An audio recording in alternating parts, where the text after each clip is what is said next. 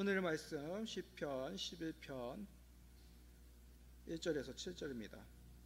제가 보고 있는 성경은 구약성경 810페이지 시편 11편입니다.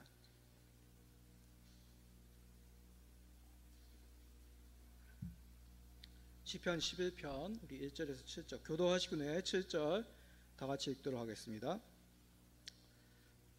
저 먼저 읽겠습니다. 내가 여호와께 피하였거늘 너희가 내 영혼에게 새같이 내 산으로 도망하라 함은 어찌함인가. 여인이 화를 당기고 화살을 시위에 먹이며 마음이 바른 자를 어두운 데서 쏘려 하는도다. 터가 무너지면 의인이 무엇을 하랴.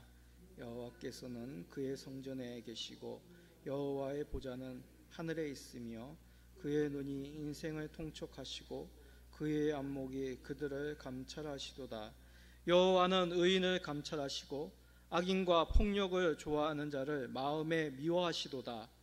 악인에게 그물을 던지시리니 불과 유황과 태우는 바람이 그들의 잔이 소득이 되리. 7절입니다. 여호와는 의로우사 의로운 일을 좋아하시나니 정직한 자는 그의 얼굴을 배우리로다. 아멘. 시편 11편 1절에서 7절의 말씀을 가지고 여호와께 피하라 라는 제목으로 함께 말씀을 나누고자 합니다.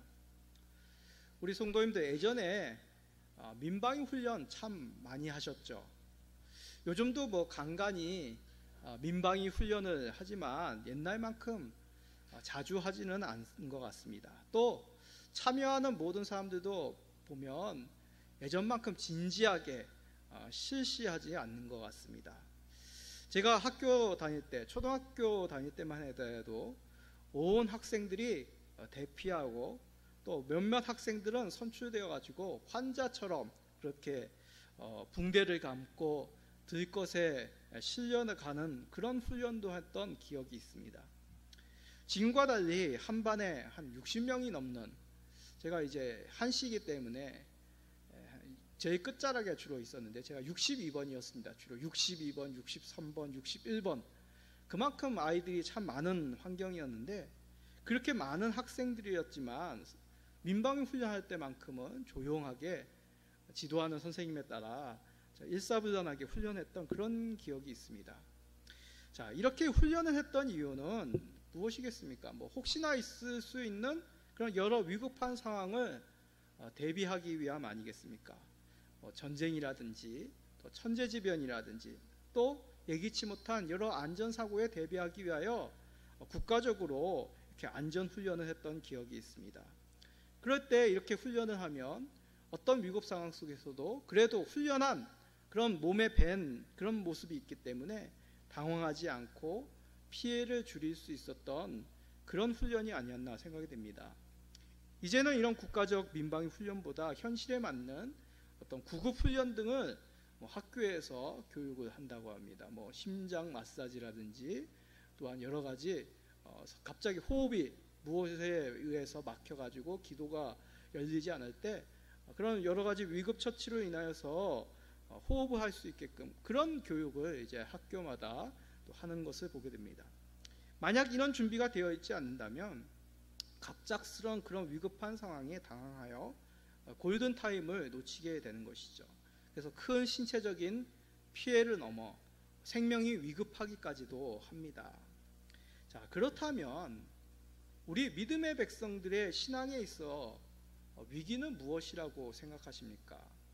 아마도 믿음의 시련이 아닐까 합니다. 세상 속에서 믿음으로 살지 아니하면 나름 사람들의 방법대로 살기에 참으로 우리가 믿음의 백성으로 살지 아니면 세상의 습관을 쫓아 세상 사람들과 같이 살지 우리는 결단해야 되는 신앙의 위기가 찾아오는 것이죠. 예를 든다면 이런 것입니다. 가족 중에 갑자기 몸이 안 좋아진다든지 또한 가족 경제가 위태로울 때 우리는 어떠한 모습으로 이겨나갈 수 있는지 그 신앙의 태도, 믿음의 태도를 우리가 살필 수 있는 것이죠. 또 요즘 성도들 중에 많이 문의하시는 것이 교회와 여러 성도들 또 교육자들 그런 모습 속에서 참 믿음의 시험이 많이 듭니다 라는 그런 신앙의 상담하는 것을 많이 받았습니다. 참 후자의 내용은 제가 목사로서 참 부끄럽고 뭐라 말하기 참 힘든 난감한 내용들이었습니다. 저부터가 우선 부족하고 믿음으로 살지 못하는 모습이 참 많기 때문에 그렇죠. 그럴 때 우리에게 신앙의 위기가 찾아오는 것입니다. 오늘 말씀은 그런 위기 가운데 우리가 무엇을 바라보아야 될지 오늘 시편 11편은 우리들에게 말씀하고 있는 것입니다. 말씀을 통해 교훈받기를 소원합니다. 먼저 이 시편 11편은 앞서서 우리가 살펴본 시편 3편부터 14편까지 그 전체적인 큰 묶음 속에 놓여져 있는 시입니다. 자, 무슨 말인가 하면 시편은 그냥 무작위로 아무 의미 없이 1편부터 이렇게 나열되어 있지 않습니다. 일정한 주제대로 시편들이 이렇게 묶여 있습니다. 그 가운데 이 시편 3편부터 14편은 악인으로부터 공격당하는 의인의 탄식과 기도가 주된 내용입니다. 우리가 몇 주에 걸쳐서 계속 시편을 보면서 그런 내용인 것을 우리가 잘 익히 알고 있지 않습니까? 시편 11편도 그러한 나열 가운데 우리가 충분히 그 내용을 알 수가 있습니다. 자, 시편 11편 우리가 방금 읽어보았지만 악인의 공격으로 이 시편의 주인공, 11편의 주인공은 위급한 상황에 놓여 있음을 우리가 쉽게 발견하게 됩니다. 특별히 그런 위급한 장면을 한 장면으로 이렇게 보여주는데 그것이 바로 사냥꾼이 노리는 새, 사냥꾼이 노리는 그 새의 모습으로 시편 11편의 주인공이 노래하고 있다는 것입니다. 자, 1절을 우리 봅시다. 내가 여호와께 피하거늘 너희가 내 영혼에게 새같이 내 산으로 도망하라 함은 어찌함인가. 자, 시편 11편의 표제에 보면 이 시가 다윗의 시라는 것을 우리는 알 수 있습니다. 다윗은 우리가 잘 알다시피 여러 가지 인생의 순간 가운데 어려움을 겪었습니다. 생각나는 것이 무엇입니까? 골리앗과의 전투가 있겠고 또 사울 왕의 위협과 추격의 장면이 기억나실 것입니다. 또 블레셋 사람이라든지 여러 이방 민족과의 전투도 있고 또 압살롬으로 대표되는 여러 배신자들, 그런 반역자들의 공격을 우리가 쉽게 떠오를 수 있습니다. 그런 절대절명의 위기의 순간 가운데 다윗은 단지 생명에 대한 위협만이 아니라 그의 신앙에 대한 위협까지도 당하였다는 것입니다. 다윗은 이런 위기의 순간 속에서 하나님을 의지하며 믿음으로 이겨나가기를 소원했습니다. 이 시편 11편에서 다윗이 이런 모습을 드러내는 것이죠.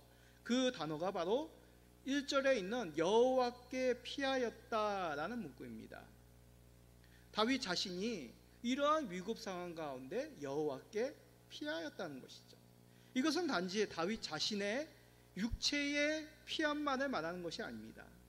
하나님으로 인하여서 자신이 평안함을 누리게 되었다, 평안함을 얻었다라는 것이 바로 여호와께 피하였다라는 의미입니다. 성경에서 평안을 누린다는 것은 무엇인가 자기가 결단하여서 내가 평안해야지, 여러 가지 삶이 어렵지만 내 마음속에 침착해야지, 평안을 얻어야지, 그런다고 해서 얻어지는 것이 결코 아니라고 말합니다. 왜냐하면 평안을 주시는 분은 오직 한 분이시기 때문에 그렇죠. 그러기에 성경 속에서는 평안을 얻었다라고 얘기합니다. 자, 요한복음 14장 27절에 그래서 이렇게 말씀하시죠. 평안을 너희에게 끼치노니 곧 나의 평안을 너희에게 주노라. 내가 너희에게 주는 것은 세상이 주는 것과 같지 아니하리라. 너희는 마음에 근심하지도 말고 두려워하지도 말라. 아멘. 자, 이 말씀은 예수님이 다락방 강화, 제자들에게 다락방에서 말씀하신 내용 중에 하나입니다. 이제 예수님께서 예고하신 대로 십자가를 이제 지실 텐데 두려워 떠는 그런 제자들에게 이제 평안을 약속하시는 것이죠. 근데 제자들아, 너희들이 결심함으로 의지를 가지고 평안을 얻어라, 평안을 붙잡아라 그렇게 말씀하신 것이 아니라 내가 너희에게 평안을 주노라 라고 말씀하십니다. 다시 말해서 평안은 우리가 결심한다고, 우리가 강한 의지를 가진다고 해서, 무엇인가 노력을 한다고 해서 얻게 되는 것이 성경에서 얘기하는 평안이 아니라 하나님으로 말미암아, 우리 예수님으로 말미암아 평안을 누린다라고 말하는 것이죠. 그런데 오늘 시편 11편에서 그렇게 하나님을 의지하며 평안을 얻고자 하는 다윗에게 주변에 있는 사람들이 새같이 내 산으로 도망하라고 충고합니다. 자, 새같이 너의 산으로 도망하라고 충고하는 이유는 2절에서 잘 나타나 있습니다. 왜냐하면 악인들이 다윗을 노리고 있기 때문입니다. 자, 이 의미는 다윗의 신변에 위에서 대적자들이 발견할 수 없는 그런 안전한 곳으로 그의 몸을 피하여라, 다윗의 신변을 지킬 수 있는 무엇인가를 의지하라 라고 충고하는 것입니다. 다윗, 대적자들이 널 노리고 있으니까 그냥 뭐 하나님 의지하는 뭐 그거 좋아. 그런데 네 몸을 피해야 되지 않겠어? 그래가지고는 안 돼. 그래도 무엇인가를 의지하고 더 힘있는 무엇인가를 붙잡아야 되지 않겠어? 라며 충고하는 것이 바로 새같이 내 산으로 도망하라라는 충고죠. 아마 주변에 있어서 이런 충고를 하는 사람들은 다윗의 신변이 걱정돼서 그랬을 것입니다. 이러한 일들은 다윗만이 아니죠. 우리 주변에서도 종종 이런 일을 겪게 됩니다. 개인적으로나 가정적으로 어려움이 찾아옵니다. 그러나 믿음이 있는 우리는 하나님 앞에서 이것을 해결함이 정답이라고 생각합니다. 이것을 알 수 있는 것이 기도죠. 많은 분들이 목사인 저에게 기도 부탁을 하십니다. 이 뜻은 본인들이 뭐 기도하는 것만이 아니라 이 문제가 사람의 힘으로 되는 것이 아니기 때문에 함께 이 문제를 놓고 기도해 주십시오, 기도의 동역자로 함께 나아가 주십시오 라고 부탁을 하는 것이죠. 그 어려움을 하나님 앞에 함께 나누고자 기도를 부탁합니다. 저도 마찬가지입니다. 저도 어려운 일이 있으면 함께 기도하는 동역자들이 있고 그 기도 제목을 함께 나누고 함께 기도합니다. 그런데 어떤 분들은 기도만이 아니라 여러 가지 충고를 합니다. 그러나 충고 중에는 신앙적이지 않은 충고도 있습니다. 듣기에는 그런 충고가 상식적이고 참 필요한 것처럼 보입니다. 그런데 여기서 우리가 잘 판단해야 되는 것이죠. 자, 다윗에게 있어서 이러한 충고는 왜 아닐까요? 다윗은 이스라엘의 왕입니다.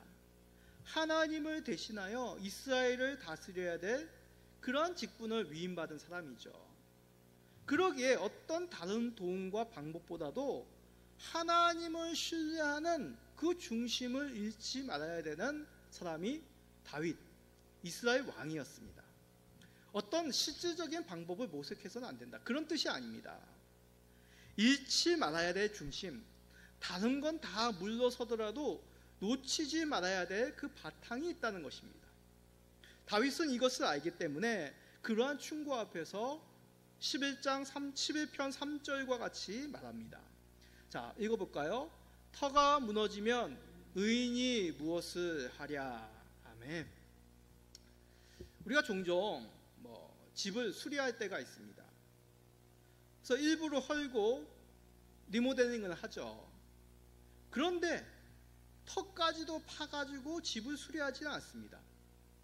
턱까지도 파고 집을 짓는 것은 완전히 새로 짓는 것이죠. 수리가 아니죠.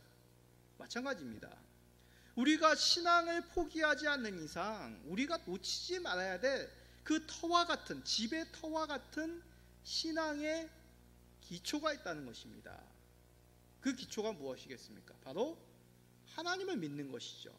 하나님을 신뢰하며 하나님만을 의지하는 신앙이 우리의 신앙의 기초 중의 기초 아니겠습니까? 이런 기본 중의 기본인 우리가 하나님을 의지하는 것, 지극히 믿음의 백성의 마땅한 모습이죠. 그러나 실상은 우리가 이렇게 알고 있지만 그러지 못할 때가 많습니다. 하나님의 뜻이 무엇인지 말씀 속에서 찾아보기보다 어떤 세상의 이야기에 귀를 기울일 때가 많습니다. 성령님의 도우심을 구하여 기도하기보다 어떤 누군가의 자문, 방법을 찾을 때가 참 많습니다. 그런 자문과 방법이 솔직히 더 전문적이기도 하죠. 더 합리적일 수 있습니다. 그러나 믿음의 백성은 그런 것보다도 하나님을 중심에 두고 의지하는 것이 더 먼저요 기초가 되어야 됨을 오늘 시편 11편은 말씀하고 있습니다. 왜 그러냐 하면 우리의 생사화복을 주장하시는 분이 우리 만군의 하나님이시기 때문에 그렇습니다. 자, 그래서 4절과 같이 다윗은 노래합니다. 여호와께서는 그의 성전에 계시고 여호와의 보좌는 하늘에 있으며 그의 눈이 인생을 통촉하시고 그의 안목이 그들을 감찰하시도다. 성전, 보좌라는 것은 하나님이 주권을 가지고 권세를 가지시고 통치하는 그 상징이 하나님의 보좌, 성전입니다. 그리고 하나님의 눈이 인생을 감찰하신다고 합니다. 그것은 눈에 힘을 꽉 주시고 모든 사물의 바닥까지도 들춰보시는, 샅샅이 훑으신다는 의미가 하나님의 눈으로 감찰하신다는 것입니다. 하나님이 힘을 딱 주시고 그 모든 것을 살피신다라고 하면 어찌 우리의 어려움을 모르시겠습니까? 우리들의 어려움 다 아시고 살피시고 보호하신 하나님을 믿으시기 바랍니다. 그러기에 하나님을 의지하는 것은 믿음의 결과입니다. 시편에서 말하는 의인이란 결국 하나님을 의지하는 믿음의 사람이란 것이죠. 그 반대는 무엇이겠습니까? 불신앙입니다. 불신앙의 모습은 하나님을 의지하지 않고 무엇인가를 다른 것을 쫓고 신뢰하고 의지하는 것으로 표현되는 것이죠. 그런 사람들이 악인들이고 이는 악인들의 공격과 유혹으로 우리들에게 시편 속에서 말씀하고 있는 것입니다. 세상은 점점 악하여져 가서 믿음을 더욱 시험합니다. 이것을 주께서 아시기에 우리들에게 거듭 당부하셨죠. 누가복음 18장 8절입니다. 내가 너희에게 이르노니 속히 그 원한을 풀어주시리라. 그러나 인자가 올 때에 세상에서 믿음을 보겠느냐 하시니라. 하나님께 간절히 비부짓는 것, 그것은 하나님을 우려하며 그 믿음의 강구입니다. 그런데 세상에서 이런 믿음을 보기가 힘들다고 말씀하시는 것이죠. 아니, 부르짖는 기도는 할지언정 그 기도대로 믿음대로 살아가는 것이 극히 어렵다는 말씀입니다. 그렇지 않습니까?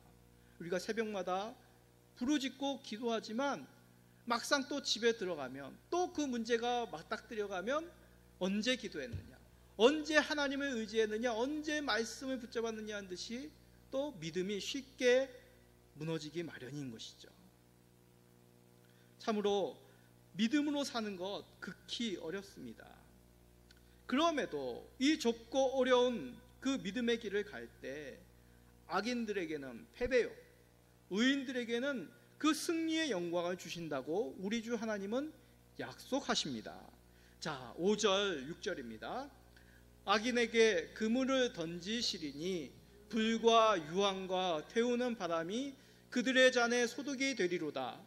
여호와는 의로우사 의로운 일을 좋아하시나니 정직한 자는 그의 얼굴을 배우리로다. 아멘. 자, 2절에서는 믿음으로 살려는 의인을 해하려는 악인들이 무엇이라고 했습니까? 새를 화살로 맞추려는 그런 사냥꾼으로 묘사되었습니다. 그런데 5절에서 그런 사냥꾼 같은 악인들에게 우리 하나님이 어떻게 하십니까? 그물을 던지십니다. 한번 상상을 해보십시오. 그림을 한번 머릿속에 그려보십시오. 지금 사냥꾼이 몰래 새를 잡으려고 뒤로 돌아가서 화살을 겨눕니다. 그런데 갑자기 뒤에서 누군가가 그런 사냥꾼에게 그물을 확 던진다고 생각해 보십시오. 그러면 어떻게 되겠습니까? 누가 잡힌 겁니까? 새가 잡혔습니까? 사냥꾼이 잡혔습니까? 예, 사냥꾼이 잡힌 것이죠. 참 어떻게 보면 유머롭게 우리 하나님이 또 말씀하신 것 같습니다. 제가 활은 전문적으로 써보지 않았지만 종종 이제 공원 같은 데 가면 애들 이제 화살놀이 있지 않습니까? 근데 이 화살을 제대로 겨누지 않고 누군가가 그걸 탁 치면 어떻게 됩니까? 다치기 쉽죠. 그 활이 얼굴에 때린다든지 아니면 화살이 잘못 조준돼 가지고 손을 맞을 수 있고 손을 긁힐 수가 있습니다. 마찬가지입니다. 이 사냥꾼이 아무런 방비 없는, 아무런 힘이 없는 그 새를 잡았다라고 생각하며 이렇게 조준하고 있지만 웬걸요, 그 뒤에서 하나님이 그물을 던진다는 것입니다. 이와 같이 의인을 해하려는 악인들은 하나님의 징계하심으로 오히려 큰 낭패, 자신이 잡으려고 했던 그 의인이 아니라 자신이 하나님께 잡히는 그런 심판을 당할 것이라고 우리 주 하나님은 말씀하십니다. 믿음으로 사는 의인들은 그럼 어떻게 되겠습니까?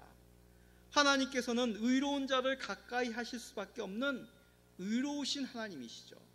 그러므로 하나님의 의로우신 얼굴을 그 의인들에게 비추겠다라고 얘기합니다. 자, 이 의미를 우리가 알려면 옛날 사극 드라마 생각해 보시면 압니다. 자, 왕과 신하들이 있습니다. 그러면 신하들이 왕 앞에서 다 어떻게 하고 있습니까? 고개를 뻣뻣이 들고 왕의 얼굴을 보고 있습니까? 아니죠. 왕의 얼굴을 허락 없이 봤다가 큰 낭패를 당합니다. 다 고개를 숙이고 있습니다. 일반 백성들은 완전 납작하게 엎드려서 대답도 제대로 하지 못하죠. 그런데 어떤 특별한 사람들에게 얼굴을 보게 합니다. 어떤 사람들입니까? 왕의 은혜를 입은 자, 무엇인가 공을 세워가지고 왕의 마음을 흡족히 기쁘게 하여서 고개를 들라 하여서 어떻게 합니까? 그 얼굴을 보게 하자. 그런 의미입니다.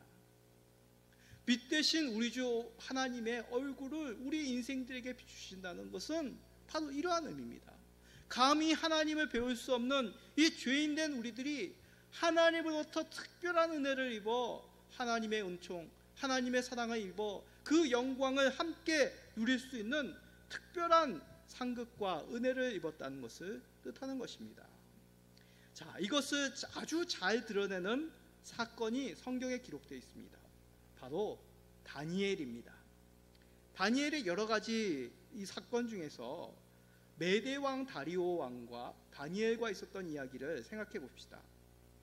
우리가 잘 알다시피 주일학교 때 참 많이 듣는 내용 아니겠습니까? 메대 왕 다리오 왕이 참 다니엘을 사랑합니다. 지혜롭게 명석하게 참으로 흠없이 그 나라를 다스리기에 그를 특별한 사람으로 신하로 세워서 모든 이 메대 제국을 다스리게 하죠.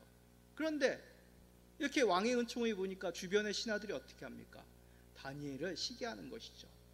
근데 다니엘의 어떻게 그 계략에 빠지게 하여서 흠을 잡으려고 하는데 다니엘에게는 하나의 흠도 없는 것입니다.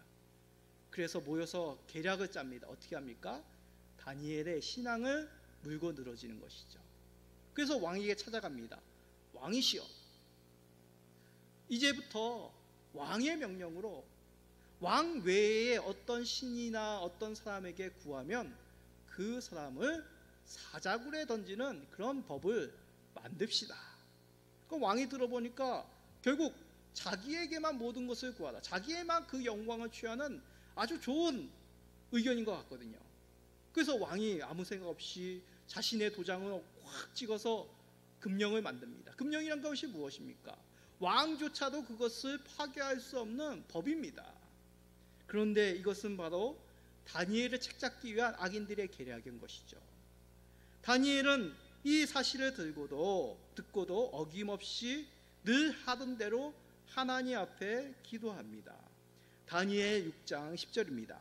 다니엘이 이 조서에 왕의 도장이 찍힌 것을 알고도 자기 집에 들어가서는 윗방에 올라가 예루살렘으로 향한 창문을 열고 전에 하던 대로 하루 3번씩 무릎을 꿇고 기도하며 그의 하나님께 감사하였더라. 아멘.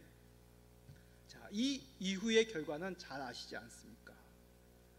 간사한 신하들은 이를 왕에게 고하여 반대하는, 안타깝게 여기는 왕의 그런 화소연도 뿌리치고 다니엘을 사자굴에 던져넣는데 성공합니다. 그러나 결과는 어떻게 했습니까? 하룻밤 지나자 다니엘은 사자의 밥이 된 것이 아니라 멀쩡하게 살아있는 것입니다. 다리오 왕은 이 일을 하나님께 영광 돌리며 이 간사한 계략을 짰던 그 악한 신하들을 사자의 밥으로 던져넣게 되는 것이죠. 하나님께서 믿음의 사람인 다니엘에게 의로운 얼굴을 비추시고 이 다니엘을 모략하고 그 믿음을 꺾으려고 했던 이 악한 신하들을 사자의 밥으로 던지신 것입니다. 우리의 현실이 이와 다르지 않습니다. 이 땅의 삶은 참된 믿음을 분별하는 시험의 연속입니다. 우리는 생존과 방법보다 하나님을 의지함이 참된 우리의 삶의 기본이 되어야 됩니다. 세상의 눈에는 이것이 어리석어 보이고 그 믿음을 꺾으려고 더 악한 계략으로 우리를 넘어뜨리려고 합니다. 그러나 지금 당장 어렵고 힘들더라도 하나님은 약속하십니다. 정직한 자는 그 우리 주의 얼굴을 보게 될 것이라고 우리 주 하나님이 약속하신 것이죠. 이 약속을 믿으시고 그 하나님의 영광을 경험하도록 믿음을 지켜나가시는 우리 모든 성도님 되시기를 예수 그리스도의 이름으로 간절히 축원드립니다. 아멘.